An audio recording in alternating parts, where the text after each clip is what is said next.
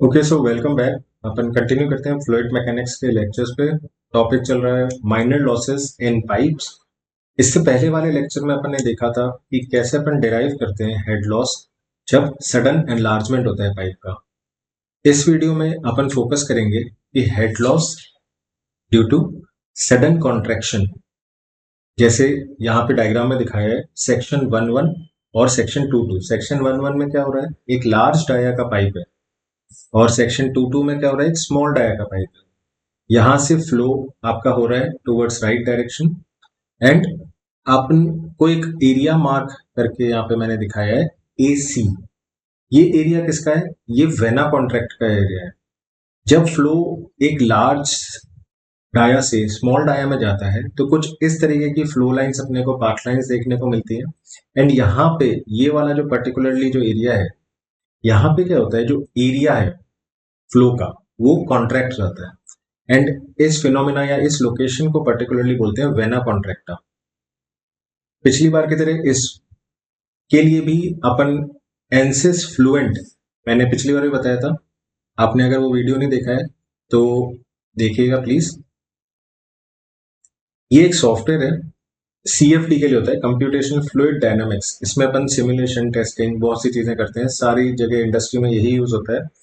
आप अगर सीखना चाहो ये सॉफ्टवेयर सीख सकते हो। आप देख सकते हो इसमें मैंने क्या किया है, यहाँ पे आपको सिमुलेशन के रिजल्ट्स दिखाए हैं, ऑब्जर्वेशन दिखाए हैं कि जब एक लार्ज डाया, जो ये सेक्शन 1-1 वाला पाइप है, जिससे सेक्शन 2-2 में जाता है पानी या कोई भी फ्लूइड हो, तो किस तरीके से जो स्ट्रीम फंक्शन है बिहेव करता है। आप यहाँ पे देख सकते हो सरफेस से सेपरेशन हो रहा है। फ्लो सेपरेशन के बारे में मैंने डिस्कस किया था पिछले वीडियो में। तो यहाँ पे फ्लो सेपरेशन हो गया, उसके बाद में वापस से जब फ्लो अलाइन होने के लिए आगे बढ़ रहा है, बट मीनवाइल क्या होता है, यहाँ पे एक कॉन्ट्रैक्शन देखने को मिलता है। यहाँ पे सरफेस से अभी भी कांटेक्ट में नहीं है, एंड ये जो जो कॉन्ट्रैक्शन हुआ, इसको, इस एरिया को मैंने मार्क किया था AC। And as I discussed, this is called as vena contracta. अब अपन एब्सोल्यूट प्रेशर का सिमुलेशन रिजल्ट देखते हैं। तो आप देख सकते हो लार्ज डाया पाइप से जब स्मॉल डाया पाइप में जाता है पानी, तो प्रेशर कम हो जाता है। कंटिन्यूटी इक्वेशन लगाएंगे तो अपन देख सकते हैं A1V1 इक्वल टू A2V2, क्योंकि कंटिन्यूअस पाइप है। वेलोसिटी इंक्रीज हो रही है, मतलब काइनेटिक एनर्जी में इंक्रीमेंट आ रहा है, तो प्रेशर कम हो जाता है। आगे बढ़ते हैं, ये देखिए अगेन मैंने एक मार्क किया है आपको कि ये वेना कॉन्ट्रैक्टा किस तरफ है।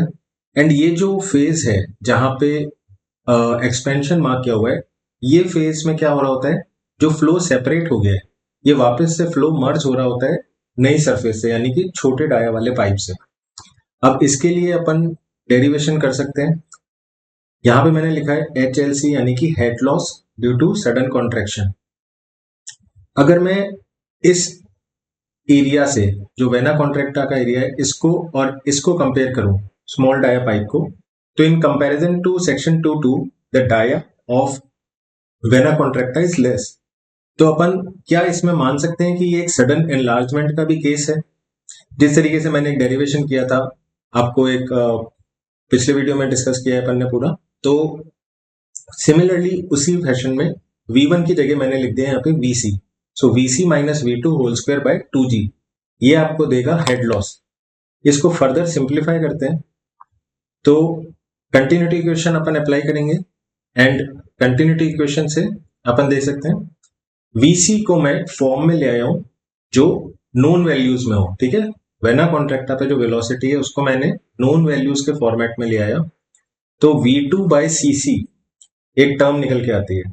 यहाँ पे CC क्या है, CC is nothing but coefficient of contraction.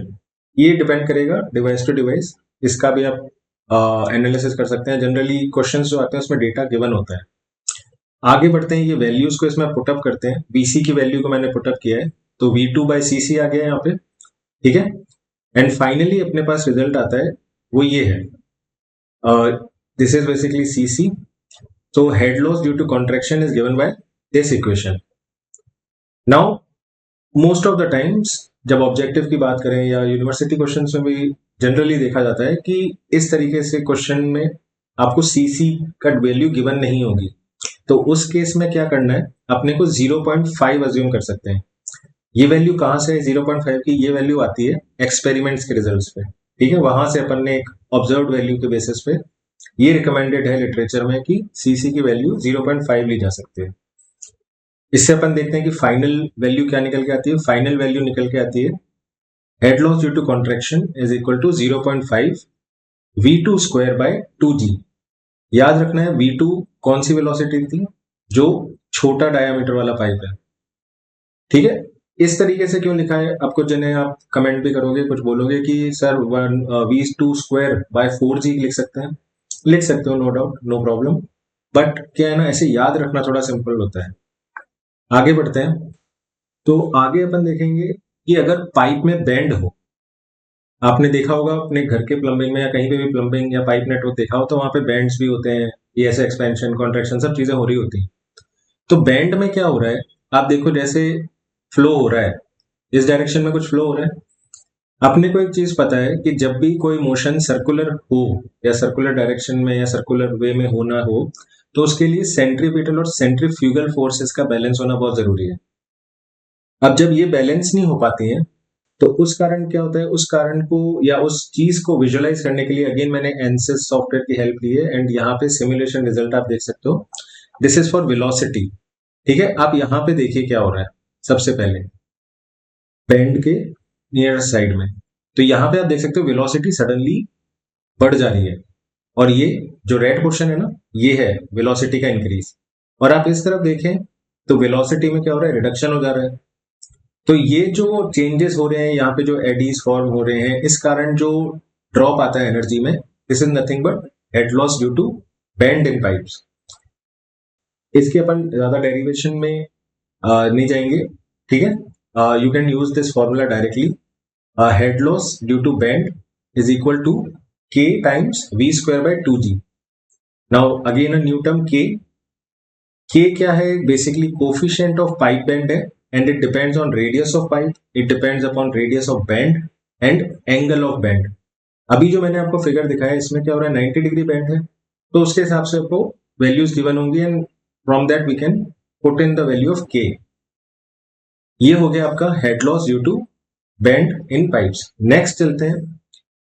अब कोई सिस्टम है जहां पे वाटर टैंक या कोई भी फ्लूइड का टैंक है, वहां से एंट्री हो रही है किसी और पाइप में। जैसे यहाँ पे दिखाया है, एक पाइप है जो एक रिजर्वॉयर से कनेक्टेड है, यहाँ पे एंट्री हो रही है, तो इसको कहा जाता है एंट्रेंस ऑफ पाइप। एंड यहाँ पे भी अपने को कुछ लॉसेस देखने को मिलते हैं।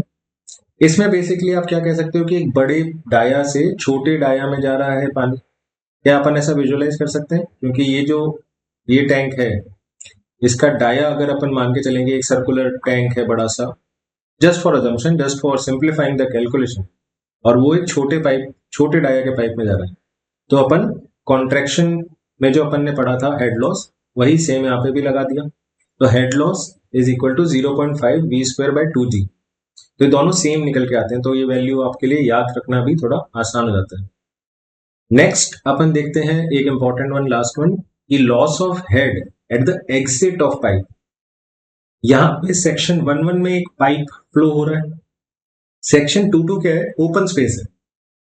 अब ओपन स्पेस को मैंने कैसे विजुअलाइज किया, एक छोटा सा डैश्ड बॉक्स बनाया ग्रीन कलर का, आप देख सकते हो। क्या मैं इसको मान सकता हूं कि यहाँ पे अगर मैं D2 लूं तो it is nearly infinite, okay, infinite dia के पाइप में एक्सपेंड होगा फ्लूइड। तो ये कैसा केस हो गया, ये केस बन जाता है सडन एनलार्जमेंट का, ठीक है। तो अपन ने यहाँ पे सडन एनलार्जमेंट के हेड लॉस की इक्वेशन लगाई, एंड क्योंकि V2 बहुत कम हो जाएगा, बिकॉज कंटिन्यूटी इक्वेशन यहाँ पे भी अप्लाई हो रही है, A2 V2 A1 V1 equal to A2 V2। A1 V1 अपने को पता है, A2 क्या हो रहा है, इनफाइनाइटली बढ़ रहा है, इस कारण क्या होगा, V2 नेग्लिजिबली बहुत कम हो जाएगा। तो उससे V2 की जो वैल्यू है this will be 0, and finally जो एग्जिट पे हेड लॉस है, it can be calculated using this formula in which v is velocity at section 1, v is basically equal to v1, तो ये अपने पास निकल के आता है head loss due to exit. Next यहाँ पे क्या है, मैंने सारे जो मेजर माइनर मतलब फेमस या most commonly asked most common minor losses हैं उन सबको लिस्ट कर दिया है। आप चाहो तो इसको नोट्स ले सकते हो पॉज करके, आप स्क्रीनशॉट ले लो। तो यहाँ पे मैंने सारे लॉसेस जितने अभी तक अपन ने पढ़े हैं वो सारे मेंशन किए और उनके फॉर्मूले मेंशन है। एक सिक्स्थ में देखते हैं कि एक और मैंने फॉर्मूला मेंशन किया, loss of energy in various pipe fittings. तो पाइप में अलग अलग तरीके की फिटिंग्स होती हैं, जॉइंट्स हो गए, एल्बोस हो गए। तो जब फ्लो हो रहा है तो वहां पे भी सरफेस में कुछ चेंजेस आ रहे हैं, कुछ जॉइंट्स आ रहे हैं, तो अलग अलग तरीके के फिनोमेना हो रहे हैं, वहां भी एडीज जनरेट हो रहे हैं, प्रेशर वेलोसिटी वेरिएशन हो रहे हैं, उस कारण भी थोड़ा बहुत लॉस देखने को मिलता है। उसको मैंने कैसे अपन निकालेंगे, के times we square by 2g।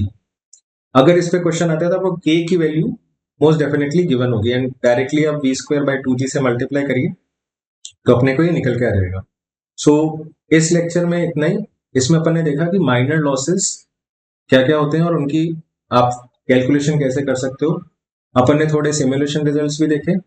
Okay, so that's all for this video, thanks.